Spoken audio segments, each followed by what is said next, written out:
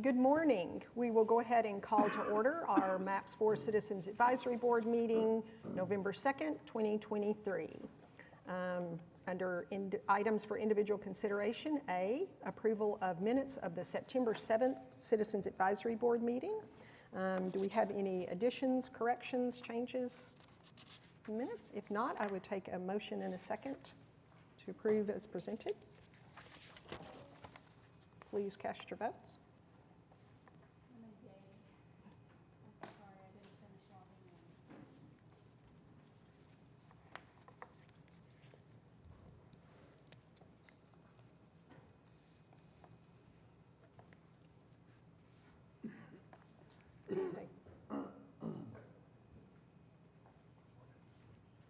Are we all?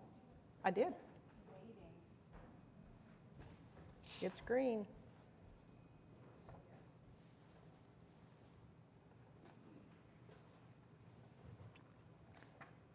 I'll just do a verbal yes. Yes. Okay.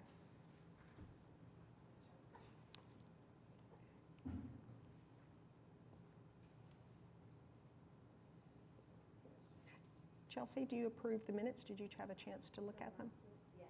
Okay, yes. Okay, the motion passes. Thank you. Moving on to item B, approval of the Citizens Advisory Board meeting schedule for 2024.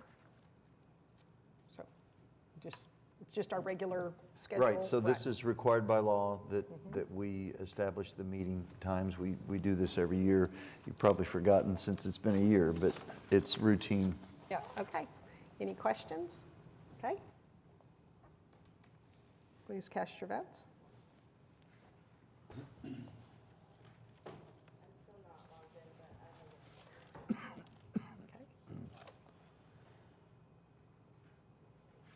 You still don't have none? I'm a big green. Yes, voted yes. Do you need Russell? Yes. Okay, the motion passes. Thank you, as we're working through our technology. Moving on to item C, receive the MAPS 4 monthly financial report ending September 30th, 2023. Mr. Todd? Thank you. So you have in your packet the financial report for the period ending September 30th, 2023. Real quickly, on the revenue side, for the month, $12,861,639. Fiscal year of $50,620,676, and a total of $447,784,117. I want to point out that we continue to be at 2.4% above projections. And on the expenditure side, for the month, $9,546,033. Fiscal year of $14,491,560. And a total of $182,621,473. If you have any questions, I can try to answer those. Any questions? Yeah, I noticed that collections above target is continuing to increase. That's which right. is great. Okay, if there's no questions, I'll take a motion in a second to receive the report. Okay. Yes. Do you have me? Yes? I'll just do verbal the rest of the meeting, sorry. No worries.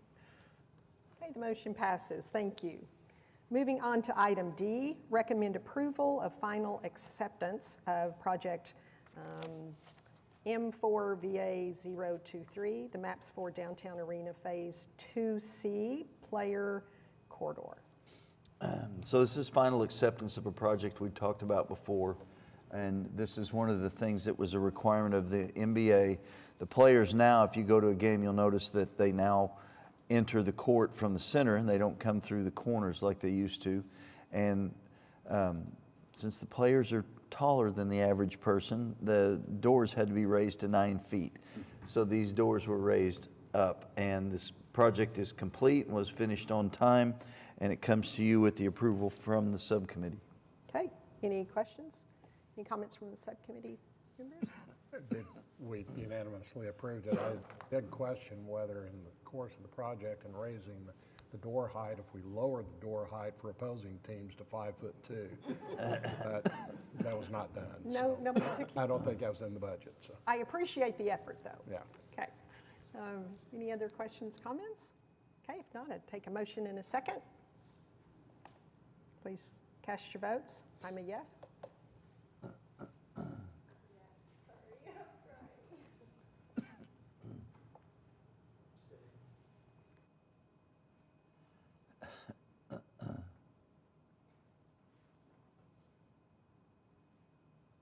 Okay, the motion passes. Thank you. Moving on to item 2E, recommend approval of final acceptance for the Downtown Arena Phase 2D broadcast cabling upgrades. So similarly, this is another project that was because of requirements from the NBA. And this is a box that was mounted back of house, and it helps with the media and how they can connect. I quite honestly don't know exactly how it works, but I know it was required, and it is for media connections, and it is complete, and it was done on time, and comes to you with the approval from the subcommittee. Okay, anything from the subcommittee? Okay, great. Any questions? All righty, if not, I'd take a motion in a second. Please cast your votes. I'm a yes.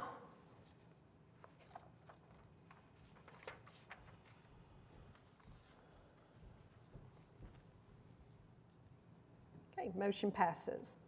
Moving on to item 2F, recommend approval of the change order for MAPS 4 Fairgrounds Coliseum for an increase of $106,965. So I can tell you that the Coliseum project is coming along fantastic. They've started the third floor pours, and everything's going really well. What you have in front of you right now is what I would consider some routine construction items. It is $100,000, but we continue to watch this and monitor this and watch our budget. Just real quickly, I can go over some of the major. I'll hit each one of them. So there's a time extension because of weather, and that is at no cost. There's rebar terminators. So the rebar terminators have to have a certain length to function within the concrete, and sometimes you can't get that length, and you put these rebar terminators at the ends that helps hold the rebar stresses in there. Those were inadvertently left out. So $54,000 is a lot of money, but there's a whole lot of rebar in this project. It's all reinforced concrete. Additional structural steel. A project this size, this is common that when you do shop drawings and you start working through it, you realize that a support here or there was left out, and that's what this is. I believe it was for elevator area. Hardware finishes, there were 31 doors that didn't exactly match, and the specs didn't show the right hardware, so there's $10,000 in there. But remember that it's for 31 doors. Counter-mounted soap dispensers. So this is something we've come across a couple of times in the MAPS office. And again, a building this size has a lot of soap dispensers. And typically, they have a vendor who is providing paper goods and those things, and they want to bring their own soap dispensers in. Well, they're not doing that on this, we have found out since. And so we're having to provide the soap dispensers. Again, $32,000 sounds like a lot for soap dispensers, but there's a whole bunch of soap dispensers in the project. Item 6 is for actually a credit. Hollow metal frame, had some coating on the backside that we realized we didn't really need. Actually, the contractor brought this up that we didn't think we needed that, and we got a little bit of a credit for that. Dedication plaque is the plaque that you see at the front door that lists the date and who all was involved in the project. Bumper rail credit is similar to the handrail that was removed from the project. This is a bumper rail that was around the entire bowl of the Coliseum, and the operator has determined that they really don't need that, so there's almost $31,000 credit on that. And then audio processor, this is something we come across now and then is that stuff gets spec'd, and in the time that it takes to get things ordered, things become obsolete. We all know how quick our iPhones rotate out and how fast the electronics are moving. So this is to change to a different system. It says processor, but it's actually a system. So this was scrutinized by the MAPS office and the architect, and we feel like it is all worthwhile and comes to you with the approval from the subcommittee. Okay, any questions, anything from the subcommittee? Okay, all righty. No questions, I'll take a motion in a second. Thank you for walking us through that detail. I vote yes. Am I showing up yet? Okay.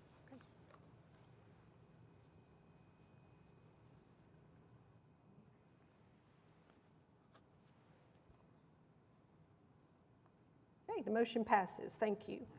Moving on to item 2G, recommend approval of amendment number 1 to engineering services contract with Consor Engineering for the MAPS 4 bike lanes Phase 1A and 1B at 3 locations for a decrease of $13,670. So this is a engineering contract for bike lanes, 2 phases. What has happened is that after we began this project, we've been able, or the city as a body has been able to acquire a grant to fund some of the projects that were within this, and Public Works was already working on that. So what we'd like to do is shift from one to another. So the South Santa Fe corridor will be taken out of this project and will be completed with that grant through Public Works. And what we're able to do is to shift that to the 16th Street corridor, and instead of going from Walnut to Katy Trail, it will go Walnut all the way to Bryant. So about another half of a mile is added to that trail. Okay, great. Any, yes, did you have a Yes, question? I have a question.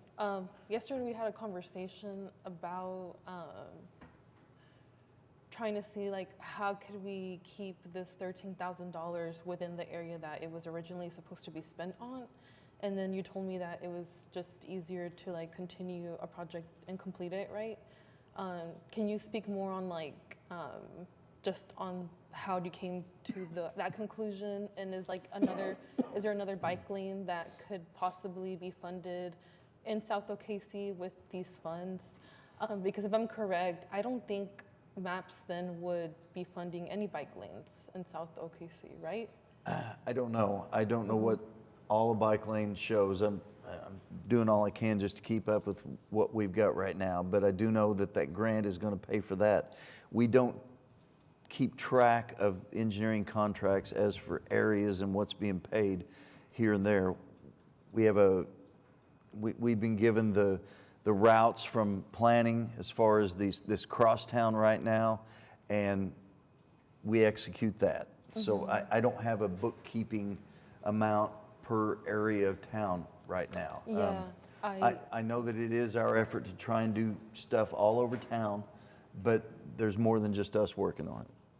Yeah, I understand that. I just think it's kind of a disservice to move money from one area of the city for MAPS and to move it to somewhere else when there's already, I mean, there's disinvestment everywhere, but it's just, I don't agree with that decision personally. Can we, on that note, can we invite, I was scanning the crowd, I don't see Max or Justin from planning. It might be worth inviting them here to maybe the next meeting to speak on, because there's like a process, right? There is, in the Bike Walk OKC updates, there are, they have prioritized by, my brain's getting a little bit ahead of itself. There are bike lanes they have prioritized, right? And whichever funding becomes available first is where we fund, right? And so it might be worth them coming to this meeting to walk us through what that process looks like. Because I don't know that it's the case that no bike lanes on the south side will find themselves implemented sans Maps 4 money. Do you see what I'm saying? Like, I think it's always going to be different pockets. Like, in other words, I mean, oh, sorry, you were going to say something. No, I was going to I was thinking along the same lines and ask the question. So in the entire Bike Walk OKC plan, are there bike lanes and walking paths in that area of town that are just being paid out of another pot of money? Sure or there we're are, not? yeah. And I think that would be helpful to get, yes, I understand, we want maps in all wards all over, but I think the goal is the collective impact of all of the different pots of money. That's right. We weren't going to turn down a revenues. grant because we wanted to spend MAPS money in a certain area. We had a grant to Right. pay for that so we can Yeah. maximize the So I think that would be impact. helpful, Yeah. just to understand, because I know we went through the bike walk plan, 3.5 years ago, almost 4 years ago now. Yeah.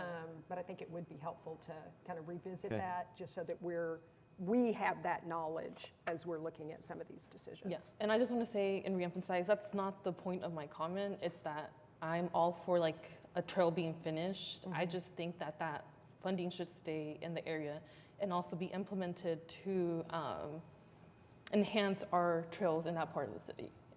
I'm happy we got the grant. I'm happy we can use the funding somewhere else. But I also think that we can heavily use that funding in that part of town as well.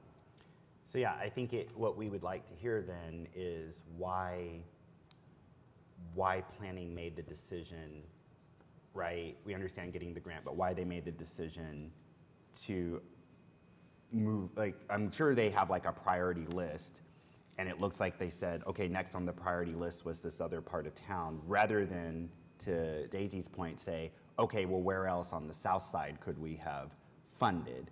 And so, is that what I'm hearing? Yes. So we need to make sure we're hearing from them why that's. Well, the reason why we did it this way is because we had to cut it short. The plan shows it going further out. It only made sense to have this engineer just go further instead of going to another location. That's why. Now, there's several other phases of bike lanes that will be able to pick up anything. So let's if we can get them, invite them here next meeting would be super, super useful. Right. Yeah, so do we need to make this decision? Yeah, so we need to make this decision today. And so anything from the subcommittee, any other comments or questions? Yeah. No, okay.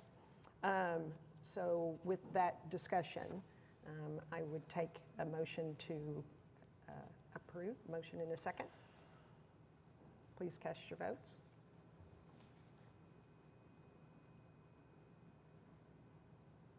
I'm a yay.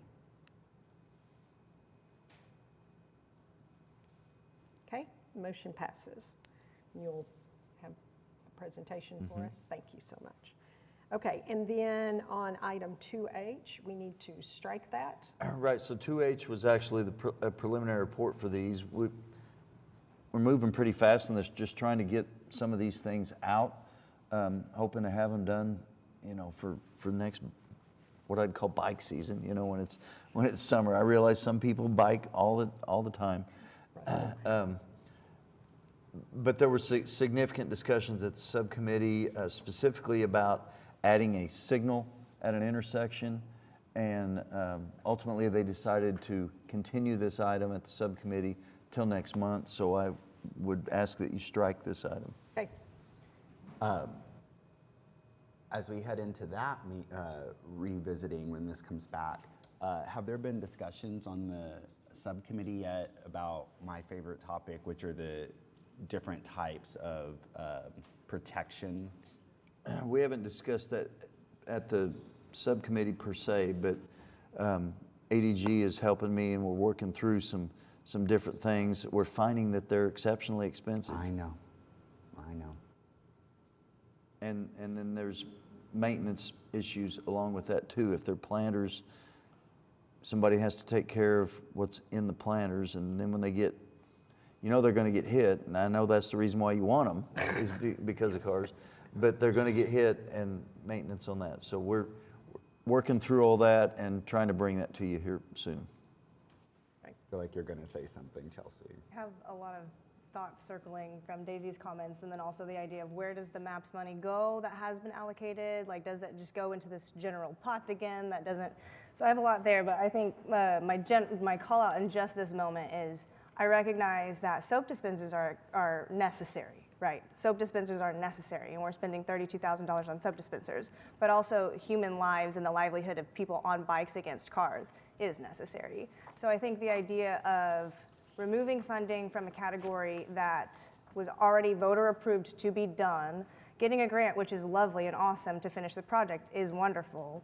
But is there a way we can reallocate some of those funds to prioritize more safe passage for the bike lanes that maybe wasn't in the original plan, that does solve some of the issues of, you know, we allocated this money to this part of town and now it's no longer going there because we got a grant from somewhere else? Well, so just to be clear, the funds that were in G aren't going to a different project. They're not going to a different one of the 16 projects. They're staying within what was in the resolution and the voters approved, which is a certain amount of money for bike lanes, trails, and sidewalks. So it's not going somewhere different.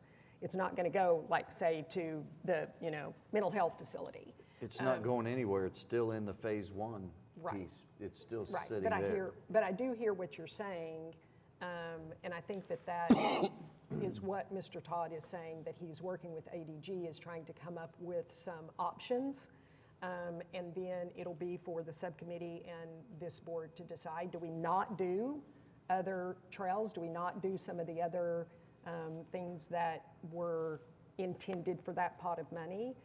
And that, I mean, I think they're coming up with some options and some things for, like I said, both the subcommittee and this body to look at.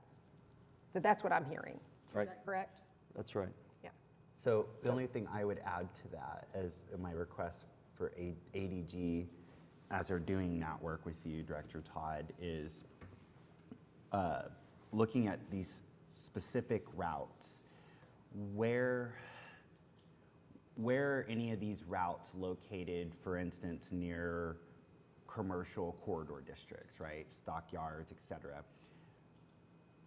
What does outreach look like to those districts to say, hey, would it be possible to partner with the city in terms of the maintenance of Sure. Landscaping within the, Yeah. if it's going to be this sort of planter. But as I have said a million times, just as a creative person, I also do not think it is necessary, right, for plants to be in those planters. Like, I don't. I think that the planter, it's the protection that Chelsea's describing that is paramount. And as a city that's #1 in public art, I am to understand, I just think you paint, like in a postmodern way, an empty signifier way, plants on the planter. You know what? Right, and it doesn't have to be planter. We're looking at concrete barricades. So bear with Or us. those, We'll yes. bring this to you. Those are all ideas that are out there. So I guess I'm just, I guess what I am saying is it is to me very important that we do not let the idea that we can't find a partner to take care of the plant maintenance become the impediment to doing a planter, if that's the one. But as you're pointing out, Director, there are other protective barriers that we can do there. But I mean, I'm just gonna be real, y'all. I would much rather see really beautiful planters with painted tulips on them rather than these separated little plastic delineators that we have. I think that would make Classen, for instance, where we have those new separations, which I'm glad we're moving in that direction. Please do not misunderstand this as like me being rah, I hate everything that city's doing. It's like good direction. I'm just saying, like, what happens if you have something that just looks aesthetically pleasing that complements the direction the city's already heading with public art? Okay. We look forward to your options. Okay. Get creative. Okay. Moving on to item 3, discussion items. I think we've discussed. I think we've already done this one. Yeah, I don't have anything else. Okay. Hey, And Teresa, I'm sorry, could- yes, Bob. Could I add just come on, I'm not sure my mic's on. Just to provide a little context, I understand where Daisy's coming from, and it's an interesting and perhaps difficult policy decision. To give a little context, I think through MAPS 3, when we were doing sidewalks, we had a number of instances, I don't recall specifically where there were grants, but we may have a particular sidewalk project that when it was done, we needed less concrete than had originally been specified and planned. We didn't necessarily take that dollar amount of saved concrete expense and say, okay, we're going to make sure it stays in that particular area, because we started with a priority plan that we were going to work through where every area of the city was treated appropriately in terms of where sidewalks would go. And they were done in order of priority. And so if there was savings in one spot, it just moved to the next place on the priority list without trying to account for ward by ward where the money was being spent, or even sub-ward, some subsection of a ward. But Daisy does raise an interesting policy decision or policy question that what do we do if, for whatever reason, we enjoy some savings on a particular project in a particular area of the city? How do we ensure that by the end of things, every ward is treated fairly in terms of the allocation? If we saved $100,000 in Ward 6, should we make sure that that $100,000 gets spent in Ward 6, not necessarily on, the next project there, but somehow make sure that the allocation of dollars is fair. And I think that's simply an oversight thing. It's very difficult to do on a project by project, change order by change order basis to make sure that's done. But I think it's a fair question that Daisy raises about how you deal with it. I voted in favor of the proposal today because I think, assuming that the prioritization of bike lanes and sidewalks and trails, we're going to accomplish it when all is said and done, then it doesn't bother me that we were able to get a grant here and save some money at this point. We can spend it on down the line because, as David points out, it all stays in the sidewalks and trails area. But And that's why I think it would be really informative and helpful for us to have the broader context of investments in this specific issue in various areas. And So- it's not necessarily a word thing, because I think that street's on Ward 5. It's more of like the disproportionate investment between the north side of Oklahoma City and the south side. And so that's where my point is going, because No. it's not even in Ward 6, and I'm not representing Ward 5. Right, yeah. Representing No, the whole city Right. in general. Yeah, no, I don't think we were thinking you were playing favorites on a particular ward. I think, so I think that will be helpful for us. Okay. Well, and I'll just also add, I'm glad to hear this discussion. Representative Alonso has come to speak with Max and Justin in the planning department about exactly what Daisy is discussing in terms of what the revisions to Bike Walk look like in terms of Southside OKC, and making sure that equity is part of that conversation. And so I think the timing is perfect because those conversations have already been taking place. Good. Okay, all right. So moving on to item 4, subcommittee reports. You have any reports from subcommittees? Nope. Okay. Moving on to item 5, update status on the entire MAPS 4 program. As I mentioned, the Coliseum is going well. As I said, also, they started the third floor. I just can't say enough about what's going on out there. There is a lot of stuff in design, and after the first of the year, you're going to start seeing a lot of contracts coming to you for bids. We've just got a lot of stuff cooking right now. The list is huge, but Yeah. everything is going well right now. Good, good. How is the animal shelter? That's one of those also that next year, it won't be right after the first of the year, but it'll be more towards the, I don't know, third quarter or so, but the design is going well. Good. What you're going to see in the first and second quarters is things like the connectivity project, diversion hub, Palomar. I know I'm missing some others, but there's a lot of activity. Today's meeting is short, but please don't get used to that. Good. We like to hear that. Okay.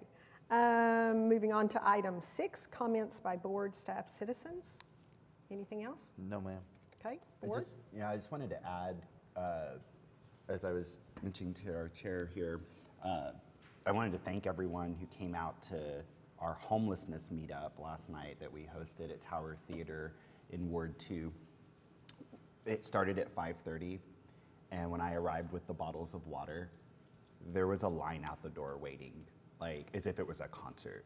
I'm not kidding, and I was just so blown away by that. People were literally lined up to attend presentations and a panel discussion, and then ultimately 30 minutes where residents had the opportunity to meet with city staff, who I want to thank for being there, and with service providers. And it was incredible. I didn't hear one person scream out like horrible things. Everyone was taking notes. And that just relates to this work, as you know, with the housing component, which was a huge thing that we discussed last night. So I've just had about 25 texts from 7 o'clock to this morning of people just being like, I learned so much last night, and that was the whole point. And MAPS was very much a part of that conversation in the housing that we're doing. So I think we had about 200 people That's who fantastic. attended, and Chelsea was there, and thank you for just helping coordinate and getting people and advocating. And Well, and I would also say thank you to whatever city staff is listening, as well as the council for really leaning in and wanting to be a part of such a public solution. That's not what we're seeing in every city. No. And sadly, you know, when you travel, you see that other cities are just kind of, I don't know what's going on, but we do have the opportunity, I think, because of our city leadership, council particularly, that we can maybe get ahead of, or at least slow down the homeless population and try to provide some relief and some stability for some of our neighbors. So thank you for the city's leadership in that. Any other comments? Oh, yes, Lanique. I did want to say thank you for the update for MAPS 4 that went out this week. And I was able to share it with many people in my area, and they were excited to see some of the things that were changing. Now, they are also unexcited about not a whole lot of things changing in Ward 7, but at least some of the things that they feel are important are moving forward, particularly with the trails, the walking trails and things like that. I have a lot of,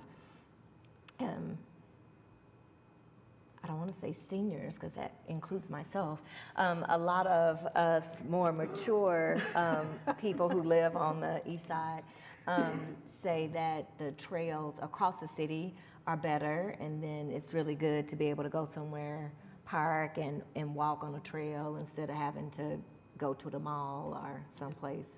So, So just tell them to be patient. There will be a lot in Ward 7. Okay. The parks projects they'll be there, you know, specifically targeted is Washington Park and Menace and Northeast. Got a brand new wellness center Right. opening up. The BRT will be out there. The connectivity in the innovation area, the HB Foster is in the innovation area. We're just not there. Yeah. But there's going to be a whole lot in Ward 7. So just keep those updates coming, because I think that makes a difference, because people can, you know, some people are starting to get a little like, where's the money, where's the money, where's the money, you know, Yeah. show me the beef. Yeah. And so I keep telling people, it is a lot, it takes a lot more time than you think. So, Yeah, but good. it's Well, good. thank you for being an advocate and a messenger.